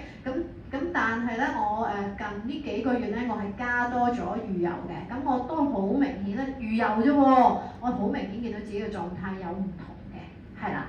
咁另一樣咧，能夠令我哋保持到年青咧，包括係個腦咧，就你可唔可以開機啊呢邊？我攞咗佢個手機嚟俾大家睇，佢係不斷學新嘢，你睇下佢幾多 app。你睇下佢用緊幾多 app， 佢仲係會自己拍片、自己教學，然後佢喺自己間房成日都喺度同外國去到北歐咁遠嘅咧嚟到視像嘅，唔該晒 Vivian。咁所以咧keep 住自己咧學新嘢，唔好話自己老咧係好緊要㗎，係啦。我想講sharp focus 得唔得？好。因為我食緊㗎啦，因為美國買翻嚟食。香港咁個分別係咩咧？我講個例子俾大家聽下。你有冇去過 Airside 啟德嗰度嘅 Airside？咁我哋第一次去，我個仔揸車去到泊咗架車入 lift 之前咧，我就望下先，睇下自己咩環境啊，先得揾翻架車。咁到食完飯落嚟攞車咧，一出 lift 咧，我仔就向前行，我咧就好巧妙地向呢邊行咧，就揾翻架車。咁點解我同一個41歲嘅人比較，我仲醒過去咧？我就食緊 sharp focus 同埋 mindful 嗰兩個嘢產品咧，真係令到我記性又好咧，集中力又強咧，係成個人好醒嘅。所以我而家成日都覺得我啲同齡人咧，點解嗰日咁慢咧？真係㗎，就係因為有咁多營養令到我後生，所以即係。嗱，我要食100粒，你哋唔使食咁多嘅，係咪？起碼拉劈魚油 ，U span R square 咩？係有啊 ，Vivian's choice。Vivian's choice。咦？咁快係 advanced 嘅？哦，打錯字啫，大家唔好意思啊。呢個係 basic，呢個係 basic。即係如果你開始食嘅，你淨係揀呢幾個已經夠㗎啦，唔使食咁多嘅。但係當然我自己就會食晒所有啲嘢咯，好似 Beauty Focus 咁 collagen， 我一日食5條嘅。因為 collagen 唔係令到皮膚靚嘅，所有修復我哋器官組織嘅原材料就需要 collagen。一定要喎，好似好多年前咧，阿 Michelle 個女 Jenny 咪幾歲嘅，成個夜晚瞓唔着啊咳啊咁。因為我上線 Jenny 即刻話佢要食 collagen。因為 collagen 我哋嗰條氣管咧，嗰啲就係 collagen 咯，所以補充翻之後冇幾耐佢就冇咗個問題。呢個 collagen 咧，其實對免疫系統係有關嘅，所以大家以為係靚，但係其實 collagen 咧，你就當佢咧係幫你將啲嘢結合嘅，所以你嘅關節，你所有嘅關節咧中間都要 collagen， 然後咧你細胞同細胞又要 collagen， 跟住然後你撐佢又係種支撐物嚟嘅，咁所以撐住你靚唔靚又係要 collagen， 係啦，咁而係我哋肌肉嘅合成咧，其中一樣嘢咧都要 collagen 同埋蛋白質，咁所以咧好重要。咁 collagen 咧，咁啊 Vivian 提我記得擺落去，頭先我就係擺漏咗，所以我頭先即刻整個 PowerPoint 就呢個。咁呢個都輪到我有見證講啊，不過唔係我，係我媽咪。我媽咪咧就一路都個狀態好好嘅，咁所以佢成日都係一個照顧者嚟嘅。咁我爸爸舊年83歲離開咧，之前都係我媽咪全職照顧佢嘅，即係託佢去沖涼啊嗰啲都係佢做嘅。咁咧，但係咧，爸爸即係舊年就去咗做鹹蛋批發商啦。咁跟住咧，媽咪就好 free 啦嘛。我有一日同佢睇大戲咧，佢篤拐杖喎。我話你做乜嘢咁樣樣？你做咩唔同我講啊？我有少少嬲嬲地啊。咁跟住咧，佢就話膝頭痛喎。點解你膝頭痛啊？咁樣樣，跟住我唔知喎。咁我咧就俾 collagen， 我話你唔好諗住係靚啊嚇，你一日3條，跟住跌少啲得唔得？唔得，一日3條。跟住另外太空蛋，咁因為佢唔係幾即係想做任何呢啲嘢㗎嚇，supplement佢都唔係好願食㗎。咁但係咧呢個咧佢食咗每日3條，3個星期。太空蛋咧佢每日做3次，每次5至10分鐘咁少嘅啫。佢呢個係舊年8月嘅事，3個星期好翻晒，佢到而家都冇痛過，冇篤過拐杖。我每個月都要 double check 佢一次，係啦。咁但係佢話佢都再冇發過炎，都冇再即係痛咯。咁所以 collagen 咧其實如果 sell 靚係好易 sell 嘅啲產品係嘛？但係其實就唔係淨係靚咯，係啦，就係我哋身體成個身體都要嘅，係啦，就係咁啦。好啦，咁咧大家我相信咧都已經影低咗相啦。咁呢個咧就有一個特別嘅，咁呢度咧 Outsquare 啦係日夜配方啦，夜晚黑幫我哋咧排毒，日頭咧就俾我哋善粒體能量啦。咁魚油頭先講啦，呢個講咗啦。咁靈芝就提升我哋嘅免疫力啦。另外咧我哋最唔同嘅咧就係我哋有雙向調節嘅，因為我哋裏邊咧多咗佢嘅三萜類，就係你過度活躍咧佢幫你調低。但係掉翻轉頭咧，靈芝裏邊嘅多糖咧，就你個太差佢就幫你提升。咁所以我咧，如果作感冒咧，我就會2粒靈芝2粒綠茶咧沖1杯熱水，就暖暖地嘅時候慢慢飲，飲完之後你會好舒服，唔係唔病，而係你會好舒服同埋 recover 得快好多咯。咁呢個綠茶啦，就抗氧化啦同埋消脂啦。不過特別我想 Vivian 你講下點解你揀咗個眼部配方擺 advance 版嘅？哦。其實去翻咁上下年紀咧，一定係大有時噶啦嘛，所以我啲同齡人就差唔多個都做咗白內障噶啦，咁但係我都唔需要做咯，就係、我係食唔係淨係食佢個份量嘅，係2-3倍嘅份量。咁咧，我哋呢一個係做咗測試㗎啦，佢係可以防埋藍光㗎，係啦，即係公司係就係喺個網頁度都寫埋嘅。咁你知而家商品説明條例啦，係咪？咁所以咧呢一個咧係即係非常之好嘅，係啦。咁啊嚟到呢度咧，咁我哋俾啲掌聲啊 Vivian 先啦，多謝，係啦，嗱，係咪啊？呢啲狀態就一嘢就起身㗎，唔該 Vivian。好啦，咁我哋今日咧嘅分享咧都到呢度啦。咁樣對頭先嘅所有任何產品你唔知嘅，你想查詢嘅，或者你唔知自己內臟脂肪有幾多度嘅，我想問後邊個鐘係幾點啊？9點啊？Sorry 啊，咁啊 overrun 咗少少啦，真係冇得度啦。但係你可以約翻你嘅朋友去度 InBody，咁你就知道咧你自己嗰個內臟脂肪細胞而家係幾大幾細啦，就係咁啦。好，我哋今日就完啦。